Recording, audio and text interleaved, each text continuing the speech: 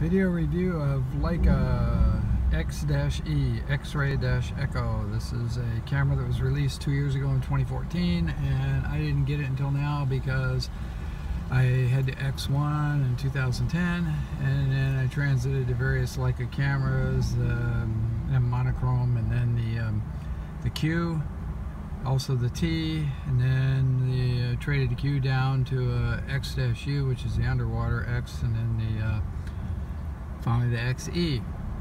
So that's how I wound up with this, and saved money in the process. This camera uses an APS-C sensor, same as the bigger X's. The bigger X's have an f1.7 lens. This is f2.8. And I've already determined with night shots using f2.8 that there's quite a bit of coma at the edges. Well, in fact, good ways in from the edges. So I wouldn't use f2.8 unless you really are concentrating more on the center of the image in terms of the details, especially at nighttime. So anyway, there's that. It's like the X1.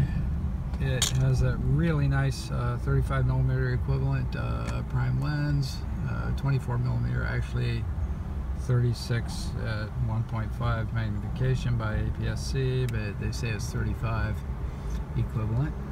And I have the perfect Leica carry case for this, made only by Leica. It's the clamshell case that's so stylish that you can take it anywhere, and so unobtrusive and subtle that nobody but a camera enthusiast is even going to know what you have here. And it's black, which is good. Dark brown would have been better, but what the heck. Shoulder strap carries vertically like this.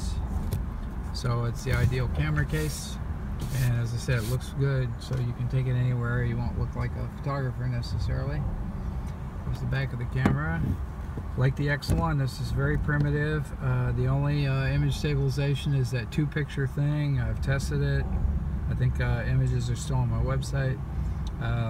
Essentially useless for me, so I'm shooting without IS. That means find some way to stabilize your pictures, or shoot at a fast shutter speed, and always shoot bursts with this camera. Bursts really make a difference.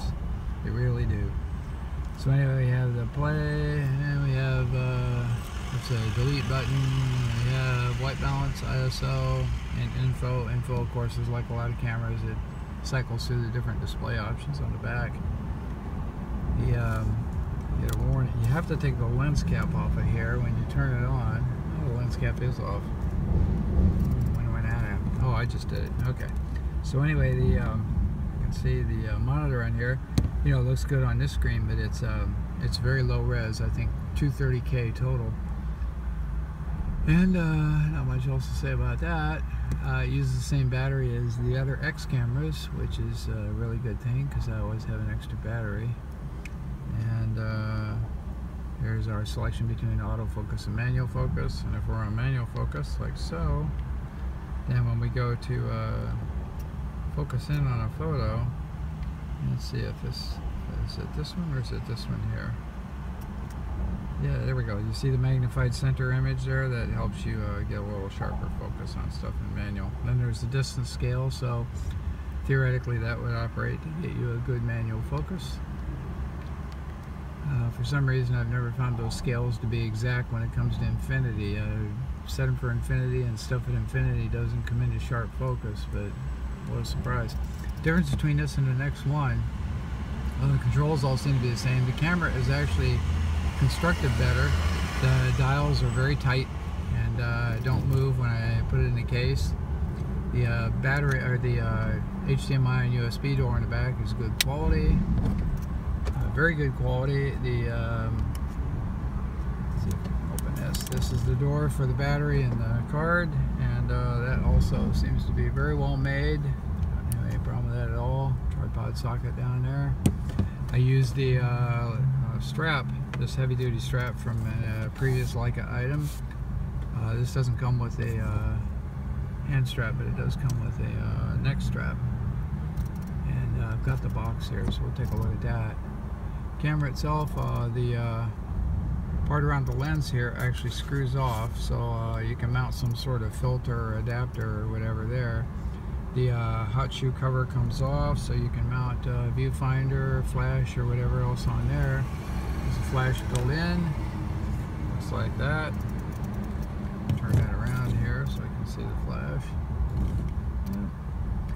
So I haven't really done anything with a built-in flash. Don't ever really use that sort of thing. The different wheels on here for snap a picture here. When we're on play here, magnification of the played item is on playback is through this wheel right here. This other wheel comes into effect. This wheel up here for focusing. And I think that's it for the basic features here. It's a very primitive camera. It comes with a lens cap, small plastic lens cap. So I have to turn the camera off to get that cap back on. And I'm going to open this huge box here. This is a very, you know, for the camera size, it's a large box, but that's the way Leica does the made by Leica cameras. The Leicas that are made by Panasonic are not the same. They're pretty much the same as Panasonic. Anyway, I'm going to take off this outer covering here. Still don't know if I can get the box into the picture here, the way I've got the camera mounted. Nope, just a huge box. But I can take the parts out. Really nice box. Let's see if this fits up here. This is the, you know, I'm seeing just the edge of this box. That's the inner box, and it's got a magnetic closure on it. Inside at the top, we see the box that the camera comes in. And see if I've hidden anything in there. Nope. Took the camera out, so that's empty. Down below, in a magnetic closure, we've got the book section, which I haven't even opened because I know all this stuff when I downloaded my manual. But there's the little books holder with a lot of different things, registration and so on. And down below that, we've got the box which contains the charger and all the different plug adapters, international plug adapters, plus a cable to interface to the computer. But for some reason this doesn't interface to my Windows XP computer. I guess it must need a special driver or something, I don't know. The card that's in the camera is it's a whatever SDXC. It's 64 gig, and it has the format that's called exFAT.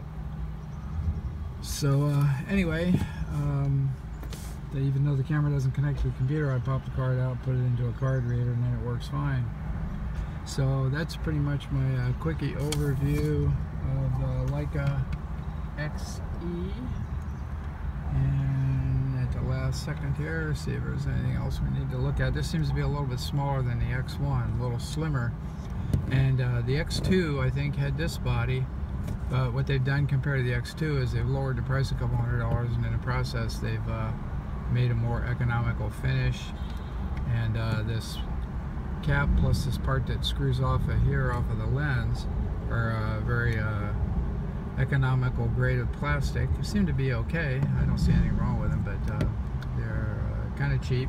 The body itself is very well constructed, and like I said, the doors on here are very good quality. So overall, the camera is great quality. It looks like they've just changed the X2 to the XE to make it a little cheaper. At $1,800, being a Leica camera and being the quality it is, the images are great. You can find them on my website at dalethorne.com, and the photos and Leica XE. And the photos are really great. To me, it makes it really worth the money. So highly recommended for Leica lovers. Thank you very much.